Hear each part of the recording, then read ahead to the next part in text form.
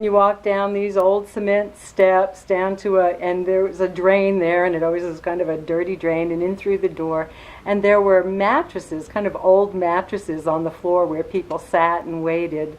We had some ancient exam tables in the back room, and I think we just sort of had fold-up screens between them. I can't really remember, and then somebody actually built some little cubicles that we had curtains on.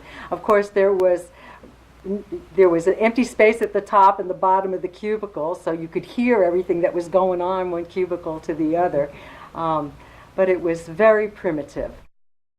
I spent a lot of time here, and over time we went from being a volunteer to getting paid $2.50 an hour, I think it was, and we worked on Tuesday and Thursday. And I was one of the first people that got sent to the nurse practitioner training in Houston through Houston Planned Parenthood. I went there for, I can't remember, it was 4 or 6 months, and then came back here and worked for another 2 years. I remember being astounded that people would have lab work done, and they'd write the lab work results on a piece of paper, and they'd bring it up to the secretary, and the secretary would take that information and transcribe it onto the chart, and then they'd throw that original piece of paper away, and I go, no, you can't do that. You've got to keep the original lab work with the chart. So had to get some staplers and staple it into the chart. It was very primitive, and it's changed to just the most incredible thing that I can imagine. My best memories are working with the people and having a one-on-one relationship with my clients. The most fun thing that we did here at the clinic was we invited partners of the women in, and we taught them about the women's bodies as well as the women themselves.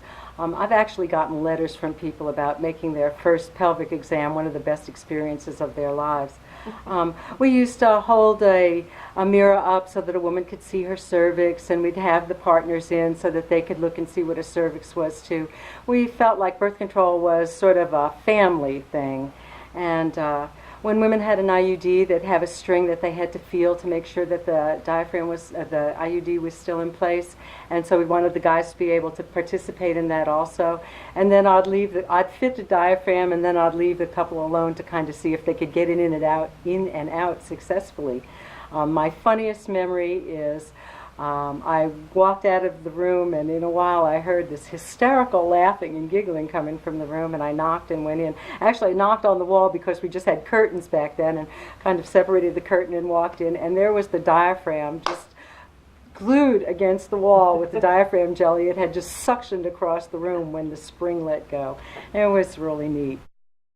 It was the first time that I ever worked in nursing where there truly was a communal dedication to having the patient be the primary person.